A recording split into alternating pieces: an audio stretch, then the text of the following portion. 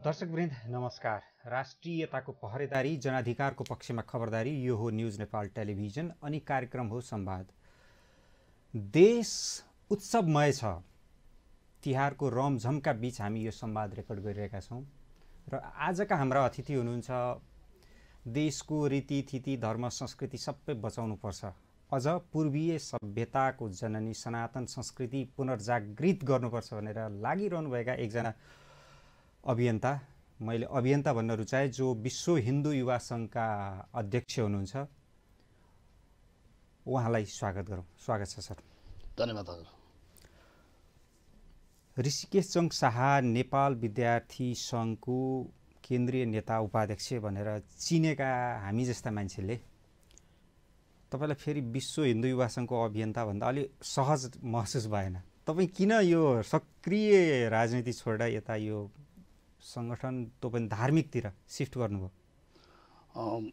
यो बडा चाहिँ महत्त्वपूर्ण कुरा तपाईँले सोधिदिनु भयो। हरेक मान्छेको जीवनमा केही घटनाहरू आइपर्छन्। त्यस्तै एउटा चाहिँ समय क्रमको चाहिँ एउटा छालले मलाई चाहिँ राजनीतिको मैदानबाट मन्दिरको पेटीमा हुत्याएर पुर्याइदियो। जब मन्दिरको पेटीमा पुग्यो, त्यहाँबाट उभिएर हेर्दाखेरि राजनीति के रहेछ, शिक्षा नीति के रहेछ, दर्शन के रहेछ, चलिरहेको के रहेछ, विदेश नीति के रहेछ, हामी कहाँ गइरहेका छौँ, कहाँ थियौँ, कहाँ गइरहेका छौँ भन्ने यी यावत कुराहरू चाहिँ हामीले देख्न बुझ्न पाइयो। त्यसपछि अब के लाग्यो भन्दाखेरि जहाँ म थिएँ चाहिँ हिजो 30 वर्ष मैले जीवनको चाहिँ एउटा उर्वर समय जहाँ बिताएँ, त्यो एउटा सानो पोखरी थियो। त मन्दिरको प्राङ्गण भने चाहिँ यस्तो रहेछ कि त्यसले चाहिँ त्यहाँबाट चाहिँ विश्व दिग्दर्शन गर्न सकिने, विश्व हेर्न सकिने ठाउँ रहेछ। त्यो वृहत एउटा ठुलो क्षितिज त्यहाँबाट देखिँदो रहेछ। त्यस कारणले यसरी चाहिँ एउटा समयले त्यहाँ पुर्याइदियो भनौँ। देशको प्रजातान्त्रिक आन्दोलनको एउटा नेतृत्वदायी दल नेपाली कङ्ग्रेस, नेपाली कङ्ग्रेसकै नेतृत्वमा 63मा दोस्रो जनआन्दोलन भएर देश सङ्घीय लोकतान्त्रिक गणतन्त्र भयो, धर्मनिरपेक्ष भयो। यस्तो बेला ऋषिकेश जङ शाहले नै हिन्दुत्वको वकालत गर्न वाञ्छनीय हो?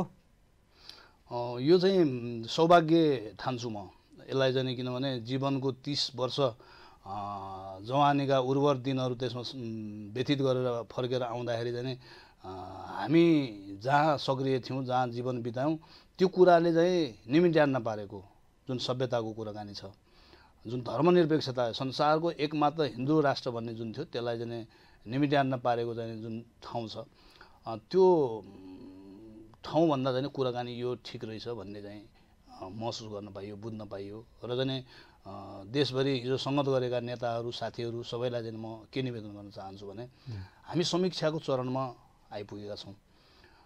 व्यक्तिगत रूपमा महत्त्वाकाङ्क्षाहरू, आफ्ना लक्ष्यहरू चाहिँ होलान्, तर ती सबैभन्दा ठुलो कुरा राष्ट्र रहेछ। राष्ट्रै रहेन भने चाहिँ हामीले राजनीति कहाँ गर्ने, म के बन्ने भन्ने कुराको चाहिँ हिसाब किताब नै भएन।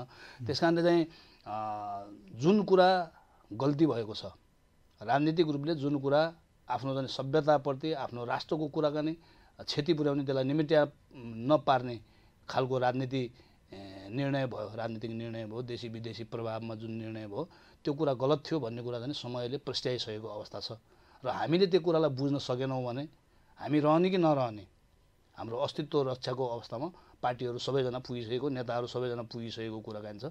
को कहाँ के पुग्यो भन्दा पनि हाम्रो देश रहने कि नरहने त भन्ने दोसाँधमा चाहिँ हामी उभिएको अवस्था छ। त्यस कारणले यो अत्यन्त महत्त्वपूर्ण पाटोमा प्रवेश गरिएछ। समयले चाहिँ त्यहाँ छालले चाहिँ त्यो मन्दिरमा जहाँ हुत्याइदियो, त्यो चाहिँ अत्यन्त महत्त्वपूर्ण ठाउँमा चाहिँ पुर्याएको रहेछ भन्ने चाहिँ लाग्छ। र त्यहाँबाट चाहिँ हेर्दै गर्दाखेरि जुन हाम्रो दर्शन छ, सर्वे भवन्तु सुखिनः सर्वे सन्तु निरामया भन्ने चाहिँ यो भूगोलको चाहिँ यो भूमिको जो भाव छ, त्यो भावलाई समेट्न सक्दाखेरि चाहिँ हाम्रो स्थान चाहिँ, यो राष्ट्रको स्थान चाहिँ कहाँ रहेछ त भन्दाखेरि यहाँ त अहिले चाहिँ हरेक मान्छेले चाहिँ म कहाँ कुन स्थानमा पुग्ने, म के पदमा पुग्ने भन्ने कुराको मात्रै दौड चलिरहेको छ। तर फर्केर हेर्दाखेरि यो देशको स्थान चाहिँ कहाँ हो त, यो देशले चाहिँ निर्वाह गर्नुपर्ने विश्व रङ्गमञ्चमा भूमिका के हो त भनेर खोज्दाखेरि त्यो कहीँ पनि छैन। तर यो मन्दिरमा चाहिँ उभिएर चाहिँ हेर्दाखेरि चाहिँ त्यसको चाहिँ भूमिका भने के रहेछ त भन्दाखेरि विश्व शान्ति रहेछ। जुन पार्टीको दृष्टिकोणले, पार्टीको एउटा नेता या कार्यकर्ताको दृष्टिकोणले त्यहाँसम्म हाम्रो दृष्टि नै पुग्न सक्दैन।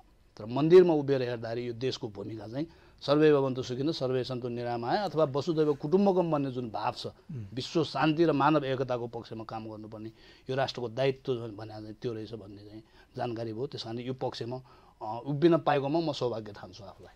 तर भन्छन् नि साहसहरू बगेको खोलबाट फर्किँदैन, हिन्दू राष्ट्र तपाईँहरू फेरि ल्याउँछु भन्नुहुन्छ, यो त संविधानमा लिपिबद्ध भइसक्यो धर्मनिरपेक्ष नेपाल भनेर विश्वले मान्यता दिएको छ, जनताहरू त्यसमा अभ्यस्त भइसके, अब यो किन फर्काउने?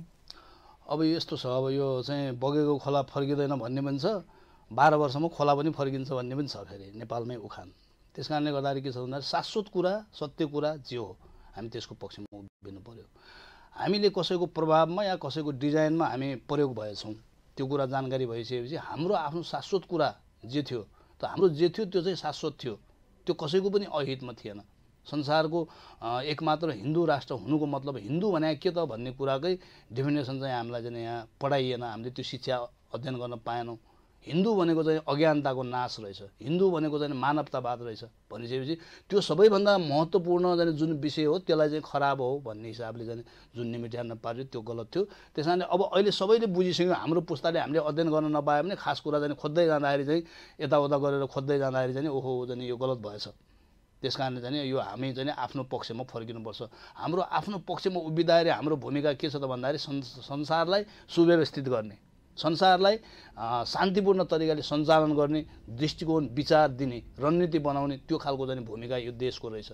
जस्तो चाहिँ योसँग जोडिएको कुरा के छ त भन्दाखेरि गोरक्षनाथ शिवभूमि भनेर यसलाई मानिन्छ र चाहिँ शिवको शासन सत्ताको स्वरूपलाई चाहिँ गोरक्षनाथ भनेर भनिन्छ। त्यो गोरक्षनाथलाई यो देशले चाहिँ राष्ट्रदेवको रूपमा मानेको छ। जय जय काली जय जय गोरख भन्ने हाम्रो सेना निर्माण हुने बेलादेखि त्यो भावमा चाहिँ निर्माण भएको अवस्था छ भने गोरक्षनाथलाई शासन सत्ताका देवता भनेर पनि भनिँदैछ। यहाँ नेपालको शासन सत्ताको मात्रै कुरा होइन कि संसारकै शासन सत्तालाई व्यवस्थित तरिकाले चलाउनका लागि गोरक्षनाथको दर्शनमा नगई उपाय नै छैन भन्ने बुझेका तत्त्व चाहिँ जुन ज्ञानको तत्त्व बुझेका मान्छेहरूको भनाइ त्यस्तो रहेछ, यो भूमि त्यो रहेछ। त्यस कारणले गर्दाखेरि त्यो कुरालाई यो राजनीतिक रङ्गमञ्चमा जाने जुन विदेशी प्रभावबाट हाम्रो शिक्षा दीक्षाहरूदेखि लिएर राजनीतिहरू सबै प्रभावित भयो, त्यो कारणले गर्दाखेरि हामीले त्यो हाम्रो आफ्नो शाश्वत कुरालाई बुझ्न सकेका रहन्छ। जब हामी शाश्वत कुरालाई बुझ्छौँ भनेपछि हामीले विश्व शान्तिको नेतृत्व गर्न सक्छौँ। ठुल्ठुला सिद्ध महात्माहरूले भनेका छन् कि एक दिन चाहिँ नेपालले विश्वको नेतृत्व गर्नेछ भनेका छन् भने त्यो विश्वको नेतृत्व गर्ने विषय के हो त भन्दाखेरि त्यो विश्व शान्ति नै। तपाईँले जुन विश्वको शान्तिको नेतृत्व गर्ने लक्ष्य राख्नुभयो यो आफैमा तपाईँको राम्रो कदम होला। तर ऋषिकेश जङ शाह जस्ता मानिसहरू जुन जुन पार्टीमा थिए तिनै पार्टीलाई त्यहीँ बसेर पार्टीले लिएका राजनीतिक निर्णयहरूलाई उल्टाउनु पर्थ्यो नि त। यसरी इन्डिभिजुअल एउटा समूह बनाएर एउटा अभियन्ता बनेर तपाईँहरूले हिजो त्यत्रो भीमकाय पार्टीहरूले गरेको निर्णय उल्टाउन सक्नुहुन्छ? सकिन्छ, किनभने अब पहिला त यो पार्टी किन र कसरी आयो भन्ने कुरा पनि बुझ्न जरुरी रहेछ। मेरो अध्ययनले चाहिँ मैले चाहिँ के पत्ता लगाएँ के बुझेँ भने मैले चाहिँ 300 वर्ष अगाडि अथवा 300 वर्ष अगाडि सिन्धुलीगढीमा जाने जुन लडाइँ भयो अङ्ग्रेजहरूसँग, त्यो लडाइँको पराजयपछि अङ्ग्रेजको त्यो लडाइँको यात्रा कहाँ थियो त भन्दाखेरि चाहिँ अङ्ग्रेजहरू भने चाहिँ इसाईहरू भए। इसाईहरूको चाहिँ विश्व साम्राज्य खडा गर्ने यात्रा थियो। संसार जितेर भारत जस्तो ठुलो राज्यलाई समेत जितेर उनीहरू आइसकेका थिए। सिन्धुलीगढीमा हामी हारेको भए चाहिँ काठमाडौँ जान्थ्यो, काठमाडौँ जाने राजधानी जान्थ्यो, राजधानी गएपछि देश गयो। त्यसपछि देश पराजित भइसकेपछि हामी मात्रै पराजित हुँदैन थियो, त्यहाँ तिब्बत पराजित हुन्थ्यो। त्यसपछि चाइना जाने ठुलो अर्को देश अफिम खाएर नसामा मस्त लट्ठिएर बसेको थियो, त्यो चाइना जितेको भए चाहिँ त्यहाँबाट रस्सा पुग्दाखेरि चाहिँ विश्व साम्राज्य खडा जाने हुने अवस्था थियो। त्यो लडाइँलाई चाहिँ सिन्धुलीगढीमा पृथ्वीनारायण शाहको नेतृत्वमा रोकियो र आङ्काजी जस्ता जो पात्रहरू अहिले परिचालित छन् पृथ्वीनारायण शाहप्रति चाहिँ घृणा फैलाउने भनिसकेपछि पश्चिमा या जाने यो जाने इसाई साम्राज्य बनाउने दर्शन बोकेकाहरूका लागि चाहिँ सबैभन्दा ठुलो दुश्मनको रूपमा पृथ्वीनारायण शाह रहेका रहेछन् भन्ने कुरा पत्ता लाग्यो। र त्यसपछि त्यो लडाइँ हारिसकेपछि उनीहरूले के पत्ता लाग्यो त भन्दाखेरि हामी जाने यस्तो सानो राष्ट्रसँग यस्तो जाने सङ्गठित सेनै नभएको ठाउँसँग हामी कसरी हार्यौँ त भन्ने उनीहरूले खोज्दाखेरि चाहिँ 3-4वटा कुराहरू उनीहरूले पत्ता लगाए। यो देशका जनतालाई चाहिँ एकताको सूत्रमा जाने जनता रहेछन् र त्यसलाई बाँधेको यो धर्मले रहेछ। त्यसको एकल नेतृत्व जाने राज संस्था भन्ने जाने संस्थाले जाने गरिरहेको रहेछ। यहाँको सेना जाने धर्मप्रति जाने आस्थावान रहेछ भन्ने यस्तो 3-4वटा कुराहरू उनीहरूले पत्ता लगाएपछि त्यो कुरालाई एक एक गरेर ढाल्दै जाने क्रममा 240 वर्ष लागेछ र जाने अस्ति जाने 65 सालमा जाने यहाँबाट राजतन्त्र समाप्त गर्दै गर्दाखेरि के भन्यो त भन्दाखेरि 240 वर्षको राज संस्था जाने समाप्त भयो भन्ने। जब यो देश त महादेवको जाने लिगेसीबाट जाने आएको राष्ट्र कति वर्ष भयो होला। महादेवलाई ब्रह्माण्डको पहिलो राजा भनेर मानिन्छ भने उनको निवासको हिसाबले यो राष्ट्र चाहिँ महादेवको लिगेसीको राष्ट्र हो। यहाँ त जाने कुनै बेला कोही राज संस्था आछ, कुनै बेला कुन राज संस्था आछ, कुनै बेला कसैले चलाछ भनेपछि त यहाँ 240 वर्षसम्मको मात्रै कुरा त थिएन। सिद्धिएको त जाने त्यो महादेवको पालादेखि आएको कुरा सिद्धिएको छ नि त। भनिसकेपछि अब यो बहुदलीय व्यवस्था जाने भने चाहिँ यो इन्त्यागमा रहेको जनतालाई जाने एकतामा बाँधिएको जनतालाई जाने डिभाइड गर्ने हिसाबले विश्वमा सबै ठाउँ जाने त्यो हावा आन्दोलन प्रजातान्त्रिक आन्दोलन भनेर जसलाई भनिन्छ त्यो पुग्यो होला। त्यही क्रममा यहाँ पनि आयो। तर त्यसको जाने उद्देश्य के रहेछ त भन्दाखेरि हाम्रो एकतालाई डिभाइड गर्ने। विभिन्न पार्टीमा जाने हामी अहिले विभाजित भयौँ। पार्टीभित्र पनि गुड छ, गुडभित्र पनि फुट्छ। भनिसकेपछि कुनै एउटा व्यक्तिले चाहँदैमा पार्टीको कमान्ड नै बाहिर छ भनेपछि हामीले त्यो पार्टीभित्रबाट परिवर्तन गर्न सक्ने अवस्था चाहिँ छैन। त्यस कारणले राष्ट्रलाई बुझेका र राष्ट्रियताको पक्षमा धर्मको पक्षमा उभिएका सबै मान्छेहरू चाहिँ बाहिर आएर सङ्गठित शक्ति निर्माण गर्न सकियो भने परिवर्तन हुन सक्छ भन्ने उद्देश्यले चाहिँ हामी अहिले यता लागेका छौँ। अब तपाईँ त्यत्रो लामो समय राजनीतिमा लागेको मान्छे, मैले सम्झाइरहनै परेन तपाईँ जतिको मानिसलाई। 7 सालको परिवर्तन, 46 सालको परिवर्तन, 63 सालको परिवर्तन राजनीतिक दलकै नेतृत्वमा भएको। यी परिवर्तनहरू कार्यान्वयनमा कति गए, यिनले एक युगलाई परिवर्तन गरेकै हुन्। अब तपाईँहरू बाहिर त निस्किनु भयो, जुन जुन पार्टीमा हुनुहुन्छ बाहिर निस्केर सङ्गठित त हुनुहुन्न जसले ती परिवर्तनहरू उल्टाउन सकुन्, तिनलाई प्रतिवाद गर्न सकुन्। होइन, हामी सङ्गठित हुने प्रयासमा छौँ। विभिन्न व्यक्ति या संस्थाहरूले जाने फरक फरक तरिकाले जाने यहाँ त्यो अभियान सञ्चालन गरिराख्नु भएको छ, सङ्गठित हुने प्रयास गरिरहनु भएको छ। तर सबैजना जुन दिन एक ठाउँमा आइँदैन परिवर्तन सम्भव छैन। परिवर्तन त्यति सजिलो छैन। किनभने म के भन्न चाहन्छु भने यो यो यो यो व्यवस्थाको जाने ब्याकिङ शक्ति जाने के हो त भन्दाखेरि जाने कसको बलमा यो व्यवस्था चलेको छ त भन्दाखेरि जाने फेरि जाने यसको जाने जननी त बेलायतमा जननी भएको प्रजातन्त्र भनेर मानिन्छ भनेपछि यो जाने इसाई भावबाटै यो चाहिँ सङ्गठित भएर जाने चलिरहेको छ भनेपछि जस्तो चाहिँ नेपालमा माओवादी मुभमेन्ट चाहिँ कहाँबाट चल्यो त, कसले जाने त्यसलाई जाने साथ दिएको थियो, कसले चलाएको थियो त भन्ने कुरा त अब त स्पष्ट भइसक्यो नि त। भनिसकेपछि 7 सालको क्रान्तिको कुरा गरौँ या पछि 46 सालको क्रान्तिको कुरा गरौँ या 62-63 सालको क्रान्तिको कुराकानी गरौँ, परिवर्तन त आयो। तर के सिद्धियो, के उपलब्धि भयो त भनेर समीक्षा गर्दै जाँदाखेरि चाहिँ जति जति परिवर्तनहरू 7 सालमा परिवर्तन आयो, हामी जाने अलिक कमजोर भयौँ। 46 सालको परिवर्तन आयो, त्योभन्दा अलिक बढी कमजोर भयौँ। 62-63 आउँदाखेरि त हामी जाने समूल नष्ट भयौँ भन्ने कुरा जाने हामीले जाने देख्यौँ, बुझ्यौँ।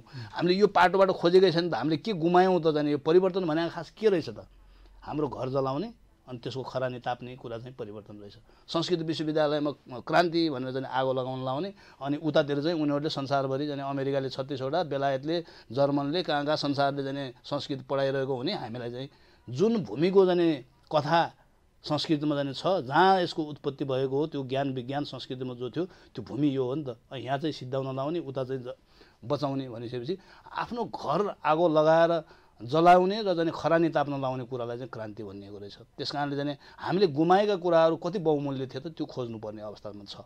आज जस्तो जाने तपाईँले औषधि विज्ञानको कुरा गर्नुहोस्, संसारको 50% औषधि विज्ञान अहिले जाने हर्बलमा गएको छ। हर्बल भने आयुर्वेद 100% पुग्न जान्छ। संसारको औषधि विज्ञान 100% हर्बलको जाने बेस्टमा जाने पुग्न जान्छ, किनभने त्यसको विकल्प नै छैन। भनिसकेपछि त्यो ज्ञान त कहाँ थियो त, त्यो संस्कृतमा थियो। अनि त्यो जडीबुटी पनि यहाँ छ, ज्ञान पनि यहाँ थियो। अनि त्यो संस्कृत विश्वविद्यालय आगो लगाइदिँदा त्यो दुईटै कुरा ध्वस्त भयो। उनीहरूले जोगाएर राखेको छ, अहिले हाम्रो चिज हामीलाई नै बेचिरहेको छ, हामीले बुझिरहेका छैनौँ। त्यस कारणले गर्दाखेरि क्रान्तिको नाममा जति कुराहरू सिद्धाइयो, यी हाम्रा कुराहरू सिद्धाइएको रहेछ। त्यो क्रान्तिबाट हामी कमजोर भएका रहेछौँ। खोज्दै जाँदाखेरि चाहिँ हिजो संसारभरिलाई चाहिँ जर्मनदेखि लिएर धेरै ठाउँलाई चाहिँ खाद्यान्न सपोर्ट गरेको मुलुक, पैसा सपोर्ट गरेको मुलुक, सङ्कट पर्दाखेरि बेलायतलाई पनि जाने सपोर्ट गरेको। मेरो सामान्य जिज्ञासा सर, तपाईँले अब यो पुरानै हामीले गुमाएका चिजको महत्त्व दर्शाइरहँदा आम मान्छेलाई त अहिले त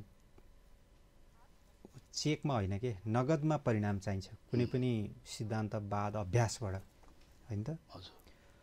जाजरकोट या पश्चिम रुकुमका भूकम्प पीडितलाई तपाईँको यो अभियानले के माने राख्छ? हुम्लाको एउटा निम्नवर्गीय परिवारलाई कहाँ छुन्छ? तराईको एउटा गरिब बस्तीको मानिसलाई तपाईँको अभियानले के अर्थ गर्छ? जनतालाई छुने एजेन्डामा तपाईँहरू हुनुहुन्न नि?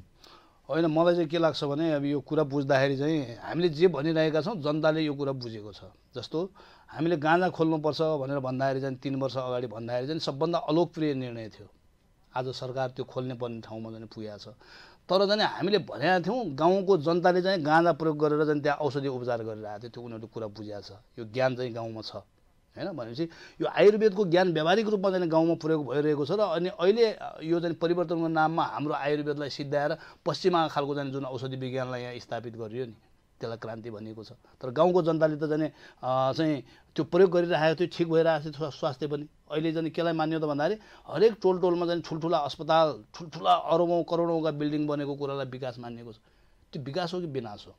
हामीलाई त अवस्था के चाहियो भने त्यो औषधि गर्नु नपर्ने खालको चाहिँ शिक्षा हामी आफैले चाहिँ हाम्रो चाहिँ बोट बिरुवा टिपेर त्यसबाट चाहिँ औषधि उपचार गर्न सक्ने शिक्षा हामीसँग रहेछ नि त। योग आयुर्वेद जस्ता कुराहरू हामीसँग रहेछन्, त्यसलाई सिद्ध्याउने कुरा भयो भनेपछि हामीले भनिरहेको कुरा चाहिँ गलत छैन।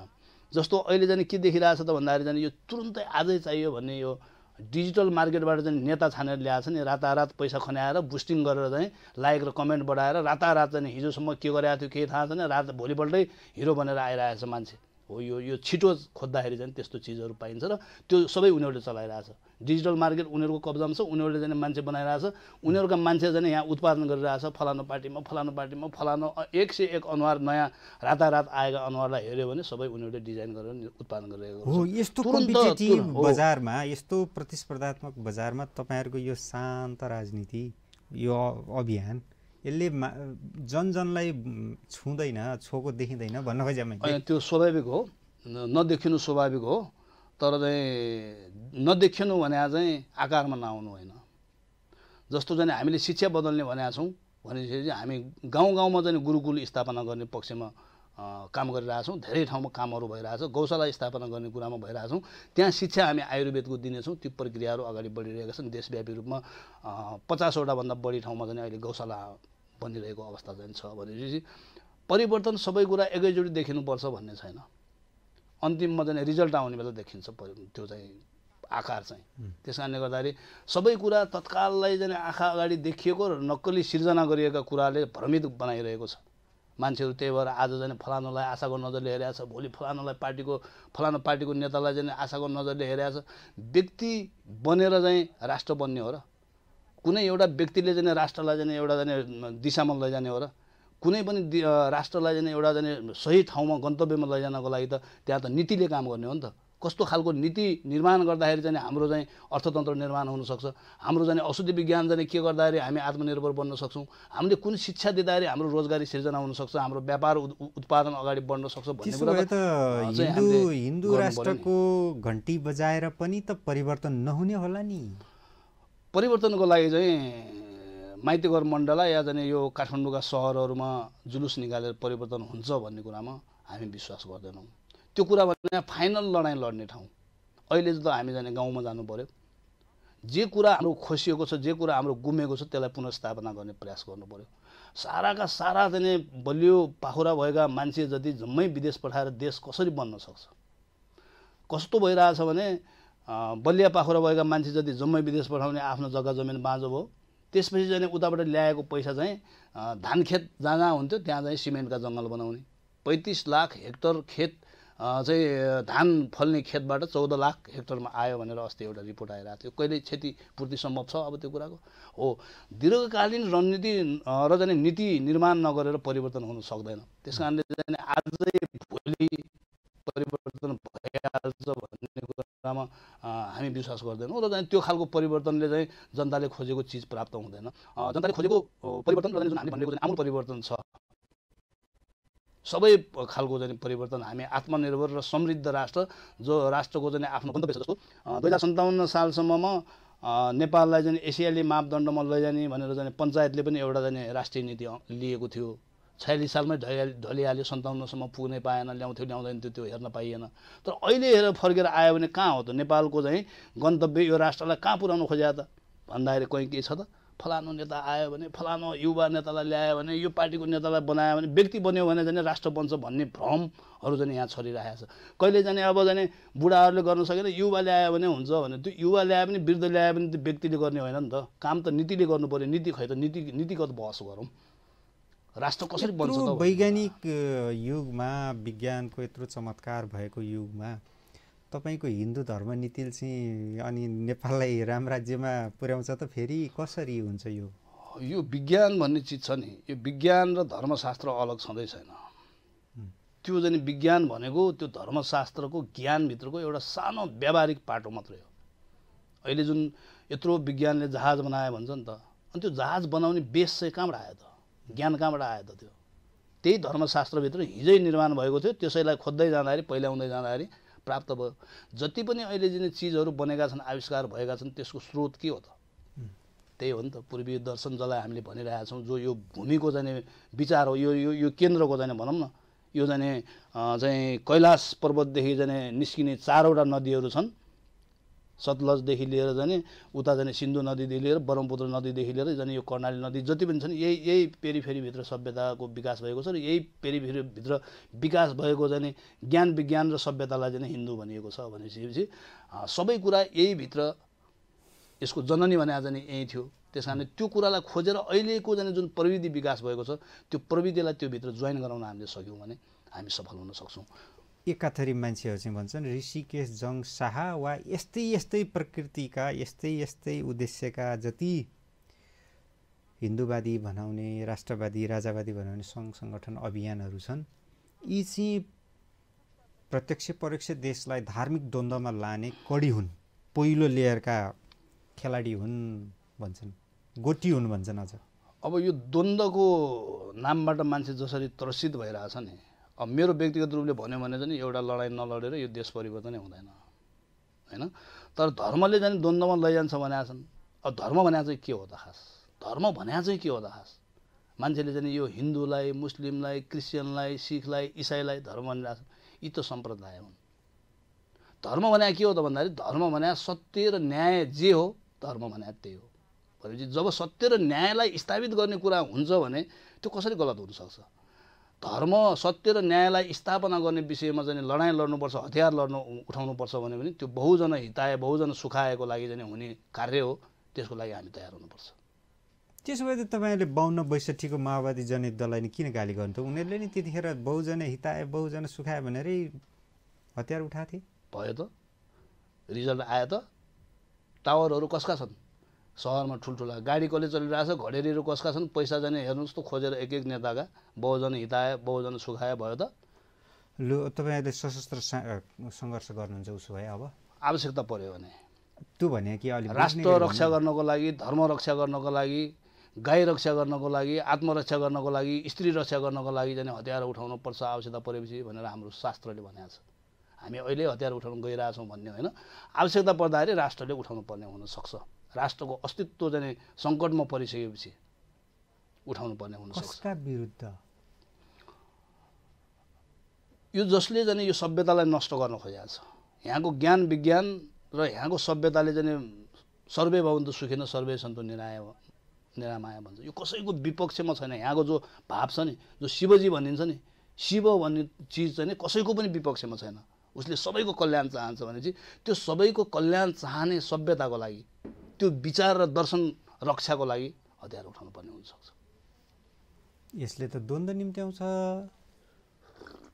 माओवादी जनयुद्धले एउटा कालखण्डसम्म पछाडि धकेल्यो देशलाई। अब तपाईँहरूले गर्ने नि त्यही होइन। अब माओवादी युद्धलाई त्यति बेला चाहिँ राम्रै गर्छ भनेर चाहिँ सबैले सोचेका थिए। धेरै मान्छेहरू चाहिँ त्यसमा चाहिँ समर्पित पनि भए, धेरैले चाहिँ आहुति पनि दिए। तर कालान्तरमा आउँदाखेरि त्यो परिचालित युद्ध थियो भन्ने त प्रमाणित भइसक्यो नि। यसलाई पूर्वाग्रह भन्न नमिल्ला नि त होइन। यो कहाँबाट चलाएको थियो, कसले चलाएको थियो, के उद्देश्य राखेको थियो भन्ने कुरा सबै कुरा थाहा भइसक्यो नि त अहिले। भनिसकेपछि यसलाई चाहिँ हाम्रो शाश्वत धर्मलाई रक्षा गर्ने सन्दर्भ र त्यो माओवादी युद्धलाई चाहिँ एउटै टोकरीमा राखेर विश्लेषण गर्न मिल्दैन। नेपालमा अहिलेसम्म भएका परिवर्तनहरूमा नेपालको अस्तित्व बलियो बनाउने सन्दर्भमा, यहाँको ज्ञान विज्ञान र सभ्यतालाई बलियो बनाउने सभ्यतामा आन्दोलनहरू नै भएका छैनन्। त्यो अबको आन्दोलन चाहिँ त्यतातिर केन्द्रित हुनुपर्छ। जसले चाहिँ विश्व कल्याणको वकालत गर्छ, विश्व शान्तिको वकालत गर्छ, हाम्रो दर्शन चाहिँ त्यो रहेछ। त्यो दर्शनलाई स्थापित गर्ने भने चाहिँ अहिले चाहिँ यो प्रजातन्त्र नाम जो दिएको छ यो विश्वव्यापी रूपमा फेल भइसक्यो भनेर भनिन्छ यसलाई, होइन। अब यसको विकल्पमा के आउँछ भने यही विश्व शान्तिको नेतृत्व गर्ने जो दर्शन छ, यो विचार छ, यो यही भूगोलबाट आउँछ। र जाने यो भूगोलले र जाने अबका जाने हामी जाने जेनेरेसनले जाने अबको पुस्ताले हामीले गर्ने भने के छ त, यहाँले हतियार उठाउने कुरा गर्नुभयो।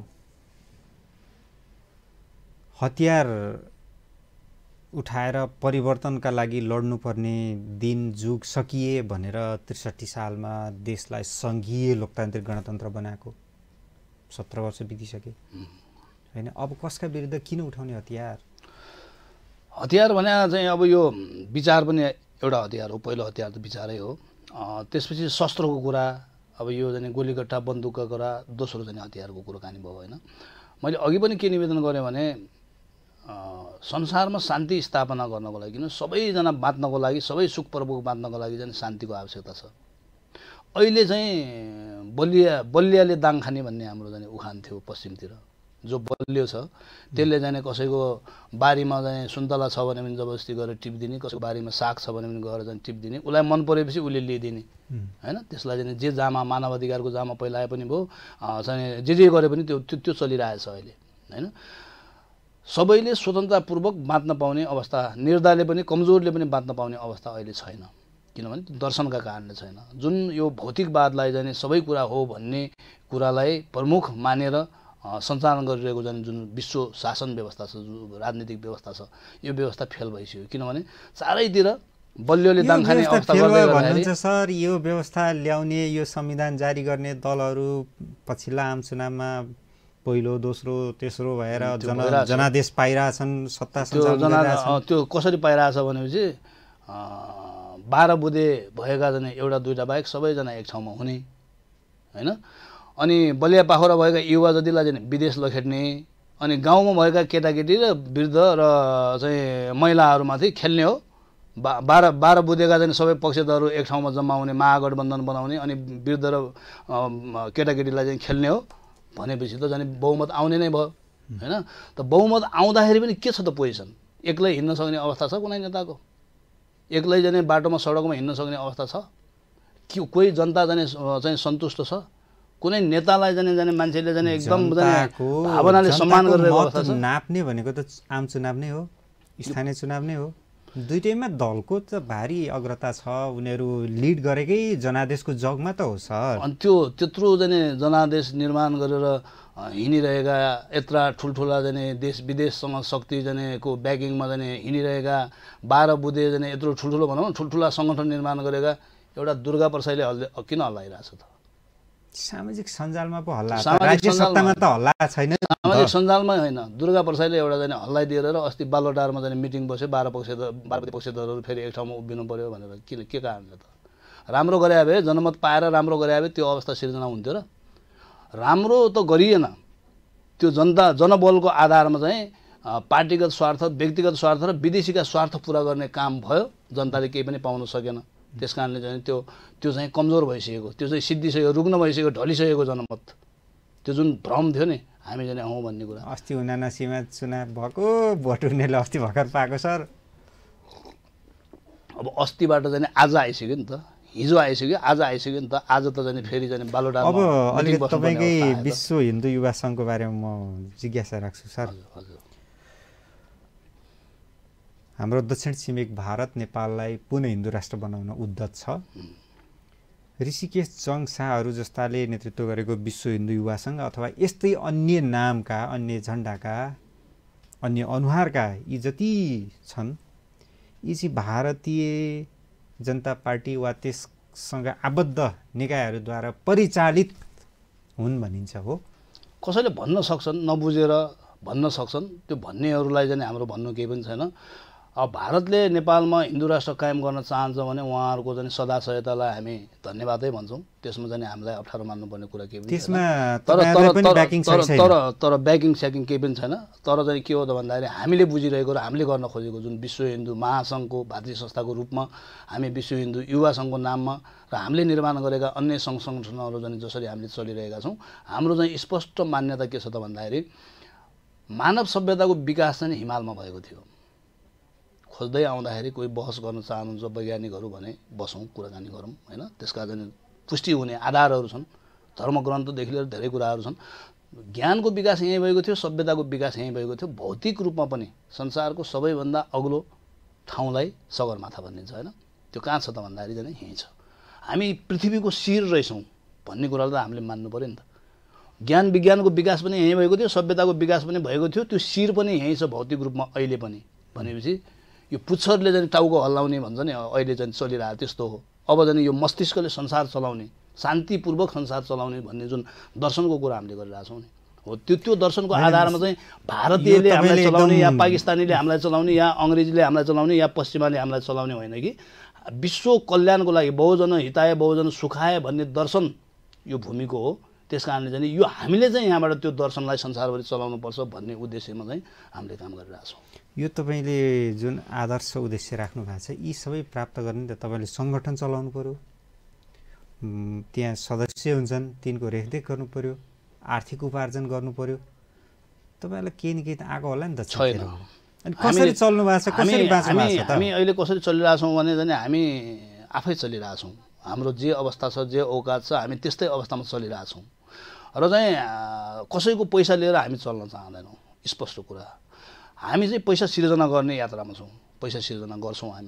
हामीले गोरक्ष यात्रा प्रणाली भन्ने हाम्रो सङ्गठनकै तर्फबाट एउटा कम्पनी भर्खरै दर्ता गरेका छौँ र त्यसको उद्देश्य के छ त भन्दाखेरि चाहिँ गोरक्षनाथको जुन दर्शन थियो वसुदैव कुटुम्बकमको कुरा त्यसलाई पनि सँगसँगै लैजाने र संसारका बहुमूल्य चिजहरू चाहिँ यहाँ छन्, जडीबुटीदेखि लिएर सबै कुराहरू, र त्यो उत्पादनलाई पनि त्यो दर्शनसँगै हालेर चाहिँ संसारभरि बेच्ने। हाम्रो चाहिँ त्यो बिक्री कसरी हुन्छ त भन्दाखेरि वसुदैव कुटुम्बकम, संसारका मान्छेलाई चाहिँ एउटा परिवार हो भन्ने दर्शन हाम्रो छ र त्यो मानव एकताको कुरा हामीले गरिरहेछौँ भने त्यही जगमा हाम्रो दर्शन पनि विचार पनि जान्छ र हाम्रो सामान पनि जान्छ र हामी चाहिँ त्यसरी सिर्जना हामी आफ्नो उत्पादन गरेर सिर्जना गर्न चाहन्छौँ। त्यही भएर हामी आफ्नो शिक्षा स्थापना गर्न चाहन्छौँ। हामीले अहिले 12वटा जति चाहिँ नयाँ विश्वविद्यालयको कन्सेप्टहरू चाहिँ हामीले बाहिर ल्याएका छौँ। कतिपय ठाउँमा हामीलाई जमिन पनि प्राप्त भएको छ, कतिपय ठाउँमा कमिटीहरू बनेका छन्, हामी त्यसमा काम गर्दैछौँ।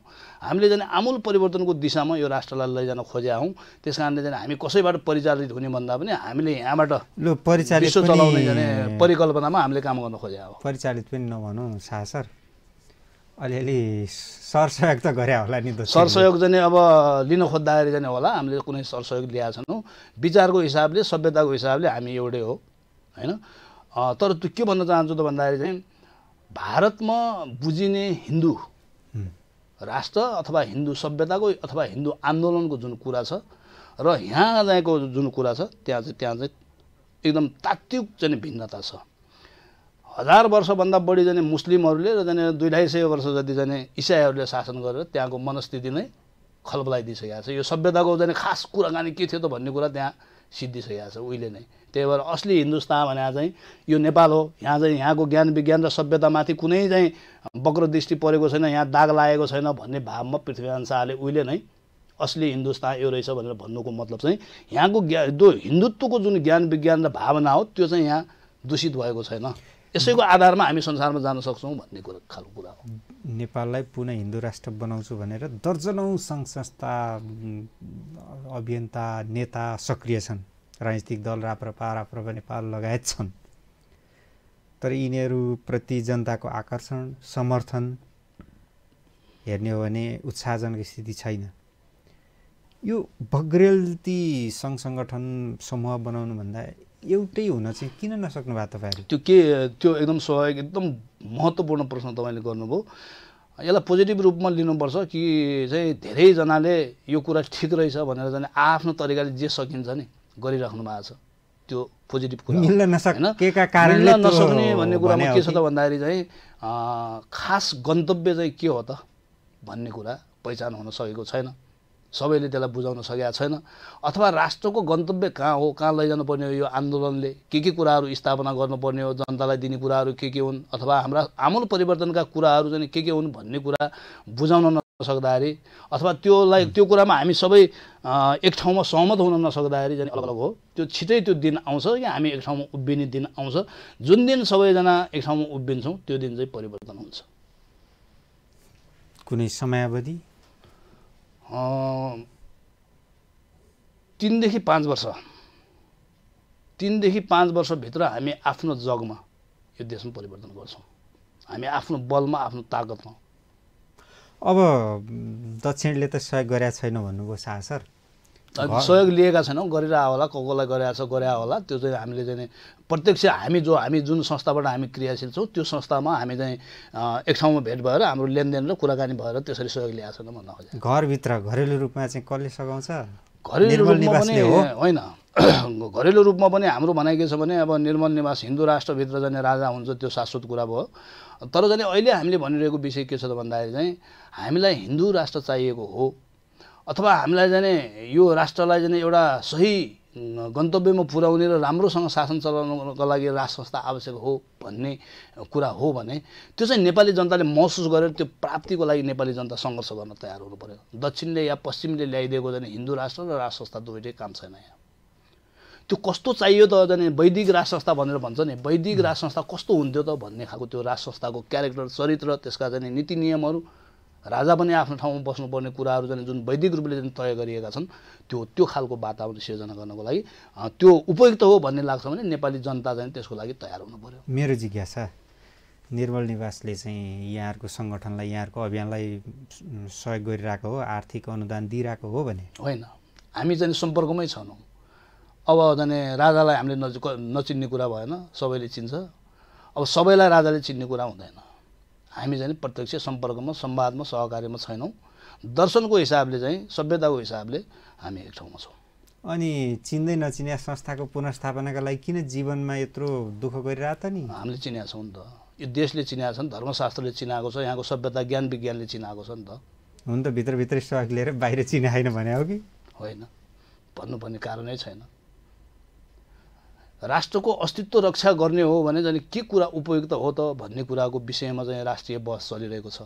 त्यो सन्दर्भमा गणतन्त्र या राज संस्था भन्ने डिबेट चाहिँ आमने सामने भएको अवस्था छ।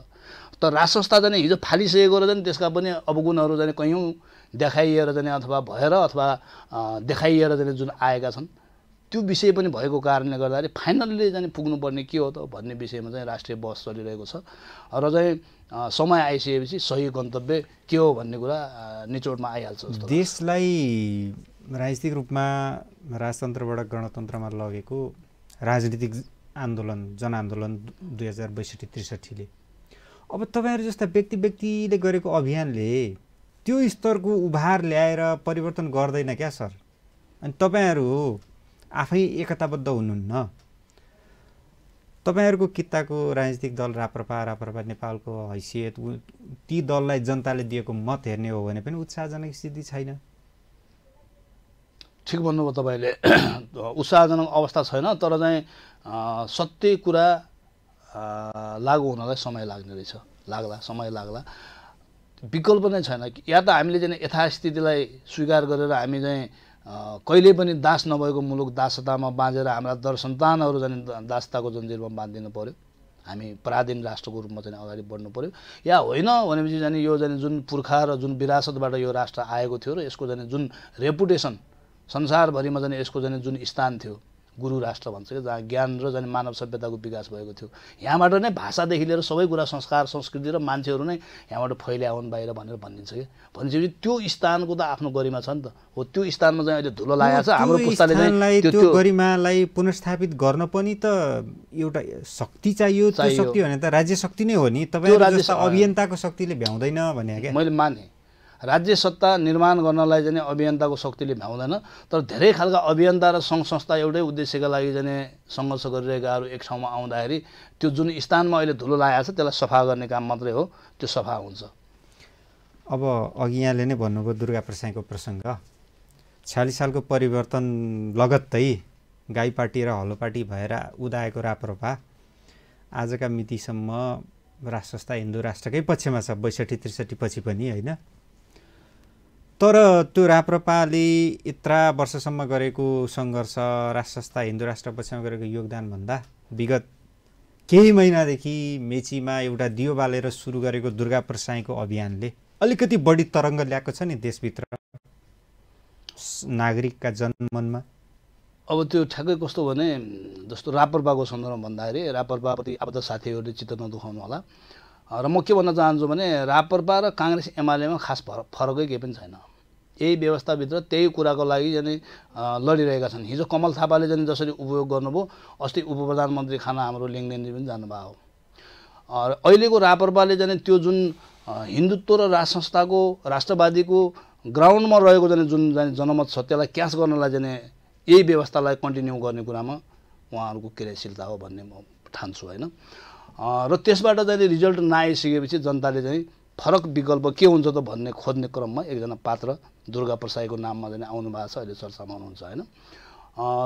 उहाँ दुर्गा प्रसाईले चाहिँ त्यसलाई चाहिँ गन्तव्यसम्म कति पुर्याउन सक्नु होला त्यो भोलिको दिनले देखाउला होइन। उहाँसँग भएको दृष्टिकोण आमूल परिवर्तनका लागि चाहिँ एजेन्डाहरू के हुन् त त्यो भोलि उहाँले प्रस्तुत गर्नु होला होइन। अहिले चाहिँ कुरा भइरहेको के हो त भन्दाखेरि विकृतिका चाङ थिए, त्यो जनताले पनि देखेको बुझेको, त्यसलाई चाहिँ एउटा लिपिबद्ध तरिकाले चाहिँ बलियो भोइस बनाएर बोलिदिने मान्छे कोही थिएन, उहाँ आउनु भएको छ। पोजिटिभ रूपमा यसलाई चाहिँ लिनुपर्छ होइन। तर निकास के हो त भन्ने सन्दर्भमा फेरि पनि म भन्न चाहन्छु, कुनै पनि एउटा व्यक्ति चाहिँ निकास होइन। निकास भनेको नीति हो। त्यो नीति के हो त भन्ने विषयमा छलफल हुनुपर्छ र हामीले चाहिँ त्यो नीति चाहिँ 5वटा गमा छ भनेर चाहिँ हामीले भनेका छौँ। के हो 5वटा ग भने? गोरक्षनाथ, गाई, गाँजा, गाँजाको पछाडि ब्राकेटमा चाहिँ आयुर्वेद छ, गाउँ र ज्ञान, ज्ञानको पछाडि चाहिँ वेद भन्ने छ ब्राकेटमा। यो 5वटा कुरालाई चाहिँ मूल आधार बनाएर हामी अगाडि बढ्न चाह्यौँ भने हामीले हाम्रो राष्ट्रका नीतिहरू चाहिँ त्यो 5वटा गमा आधारित भएर हामीले निर्माण गर्न सक्यौँ भने हामीले खोजेको आमूल परिवर्तन र हामीले पुर्याउन खोजेको यो राष्ट्रको चाहिँ गन्तव्य, जसलाई चाहिँ विश्व शान्तिको नेतृत्व गर्ने, मानव एकताको नेतृत्व गर्ने विश्व गुरु राष्ट्र भनेको छौँ, त्यहाँसम्म यो 5वटा गले पुग्छ भन्ने चाहिँ दृष्टिकोण चाहिँ हामीले सार्वजनिक गरेका छौँ। तर तपाईँका यी आदर्श 5 गका नीति कसले सुनिदिने, कसले लागू गरिदिने, कसले तपाईँलाई समर्थन गरिदिने, यो त सजिलो देखिँदैन।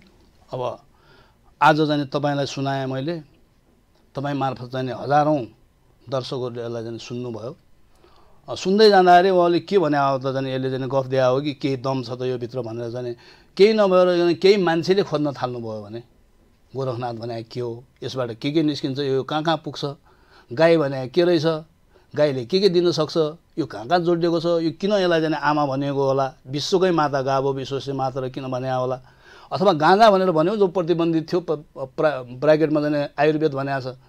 गाँजा किन भनेको त भन्दाखेरि चाहिँ यो जडीबुटीको राजा रहेछ गाँजा भने। आज किन राजा रहेछ त भन्दाखेरि चाहिँ आफैमा 50,000 ठाउँमा एउटा गाँजा प्रयोग हुन्छ। 50,000 ठाउँमा प्रयोग हुँदाखेरि कतिवटा उद्योग निस्किन्छ, त्यो उद्योगले चाहिँ सिर्जना गर्ने रोजगारी कति हुन्छ, त्यो रोजगार मान्छेहरूले चाहिँ उत्पादन गर्ने चाहिँ अर्थतन्त्र कत्रो होला। एउटै गाँजाभित्र त्यति तागत छ। संसारमा पाइने 85% जडीबुटीहरू यो राष्ट्रमा पाइन्छ, पछाडि आयुर्वेद छ।